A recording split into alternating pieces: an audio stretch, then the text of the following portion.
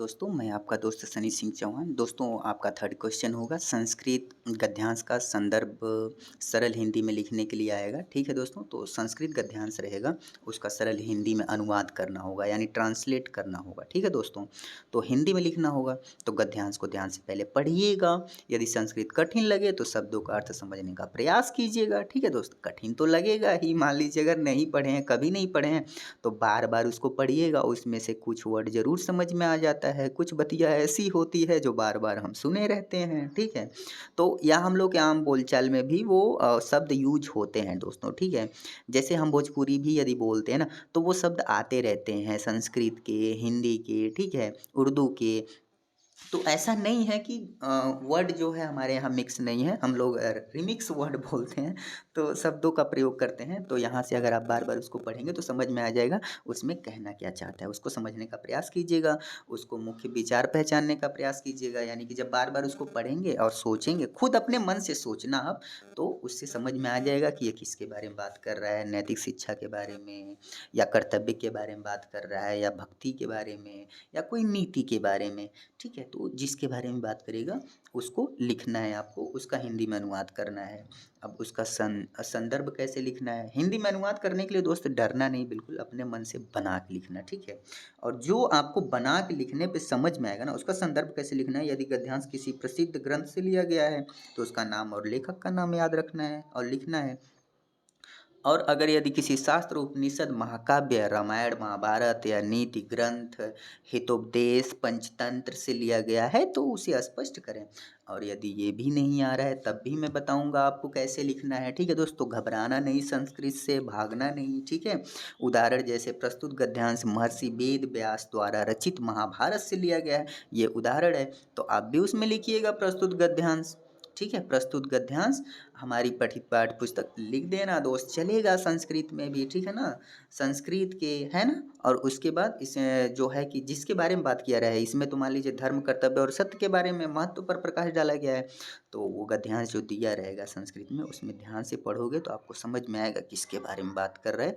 तो वो डाल देना, पर प्रकाश डाला गया है ऐसे डाल देना। ठीक है, आप लोग लिख दोगे, नंबर मिलेगा दोस्त। अब प्रसंग जैसे कि मान लीजिए गद्यांश में लेखक का चरित्र कौन है और वह क्या संदेश दे रहा है, जैसे कि मान लीजिए उसको पढ़ने से क्या समझ में आ रहा है, क्या संदेश आ रहा है, तो वो बातें भी आपको लिखना है। तो प्रसंग हेडिंग डाल के देखिए, हेडिंग बहुत इंपॉर्टेंट होता है और उसकी स्टार्टिंग बहुत इंपॉर्टेंट होती है, और उससे रिलेटेड अपने भाषा में जो आप लिखते हो ना, बना करके सरल भाषा में, उससे एग्जामिनर आपको नंबर देते हैं। ठीक है, चूंकि आप लिखे तो हो, ऐसा नहीं है कि क्वेश्चन छोड़ दे, बिल्कुल मत छोड़ना। संस्कृत से घबराना नहीं, बार बार पढ़ोगे ना, उसमें से मैं 100% गारंटी लेता हूँ कि अधिकतर ऐसे वर्ड होंगे, ऐसे शब्द होंगे जो आपको समझ में आएगा कि इसका मतलब यही होता होगा, क्योंकि यहाँ पे इसका प्रयोग करते हैं हम लोग। ठीक है, तो उदाहरण के लिए जैसे इस गद्यांश में महाभारत के युधिष्ठिर का संवाद दिया गया है, जिसमें वे धर्म और सत्य की महानता का वर्णन कर रहे हैं। वे बताते हैं कि सच्चे धर्म का पालन करना ही मनुष्य का कर्तव्य है।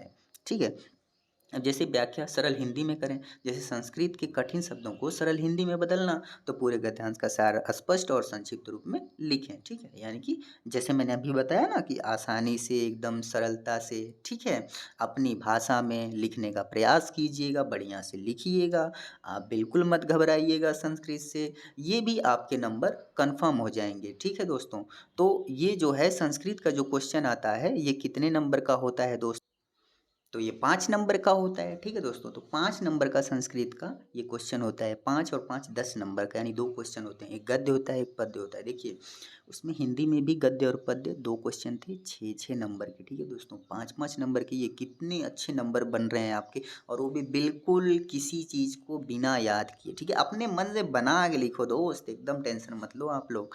ठीक है, तो आगे बढ़ते हैं हम लोग। इसके बाद यहाँ पे देखिए, मैंने दिखाया यहाँ पे उदाहरण, जैसे कि मान लीजिए ईद गद्यांश में बताया गया है कि सत्य और धर्म के मार्ग पर चलना ही जीवन का सबसे बड़ा कर्तव्य है। ये सारी चीज़ें आप बना के अपने मन से लिखना कि उस गद्यांश में किसके बारे में बात कर रहे हैं। दिया तो संस्कृत में रहेगा, लेकिन लिखना आप हिंदी में, अपने मन से जो समझ में है वो लिखना, लेकिन हेडिंग डाल के अच्छे से साफ सुथरा लिखना।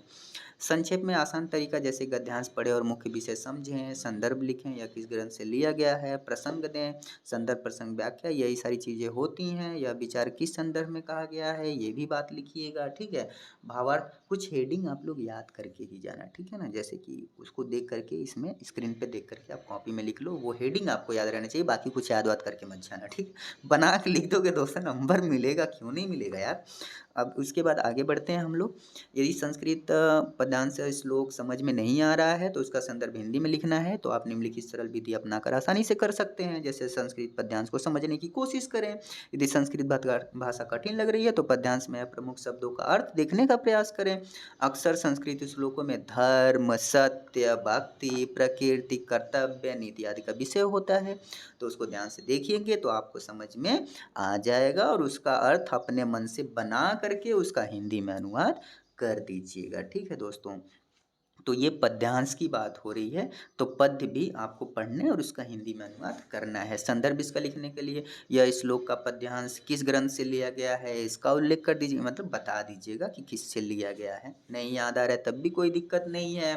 संदर्भ में यह श्लोक का पद्यांश किस ग्रंथ से लिया गया है ये हो गया। यदि ग्रंथ का नाम पता हो तो उसे प्राचीन संस्कृत साहित्य, नीति शास्त्र आदि से संबंधित बताया जा सकता है।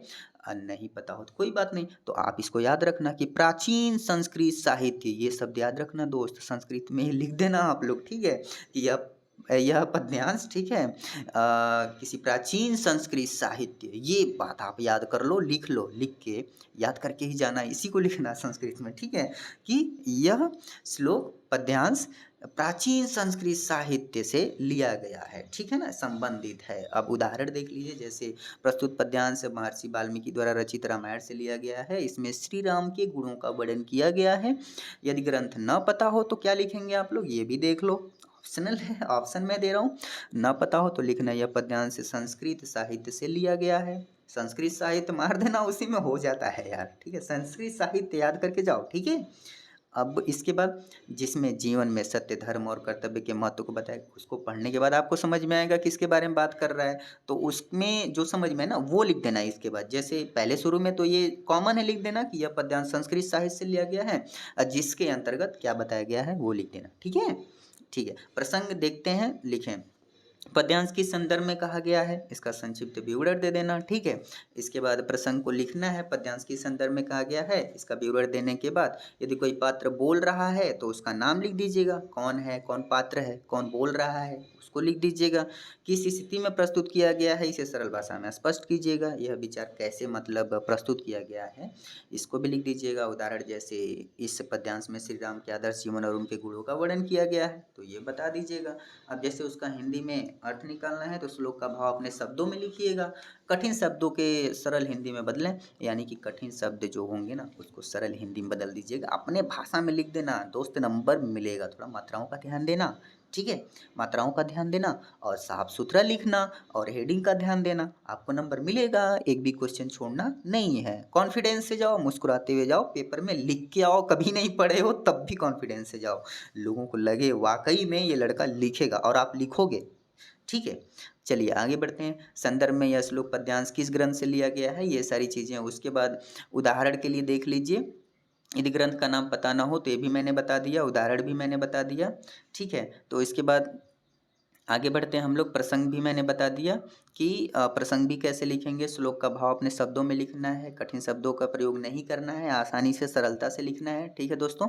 तो ये सारी चीज़ें हैं, इनको पढ़ करके आप आराम से लिख सकते हो, ठीक है। उदाहरण के लिए इस पद्यांश में बताया गया है कि मनुष्य को हमेशा धर्म और सत्य के मार्ग पर चलना चाहिए, सच्चाई और न्याय का पालन करना चाहिए, व्यक्ति का सम्मान पात्र होता है। संक्षेप में आसान तरीका है, संस्कृत पद्यांश पढ़ें और महत्वपूर्ण शब्द पहचानें। ये सारी चीज़ें मैं रिवाइज कर दे रहा हूँ, ठीक है, सरल हिंदी में स्पष्ट कीजिएगा। अब प्रसंग लिखने के लिए यानी व्याख्या लिखने के लिए सरल हिंदी में लिखिएगा, प्रसंग को भी, संदर्भ को, जो बात कही गई है ना वो प्रसंग में आप लिखिएगा कि संदर्भ में क्या बात कही गई है, और संदर्भ में क्या लिखेंगे, किस ग्रंथ से लिया गया है और क्या कहना चाहता है, कवि कौन है, ठीक है ना। तो ये सारी चीज़ें मैंने आपको बता दिया, आप ध्यान से लिख सकते हो। अब इसके बाद जो है कि आगे का वीडियो में बाद में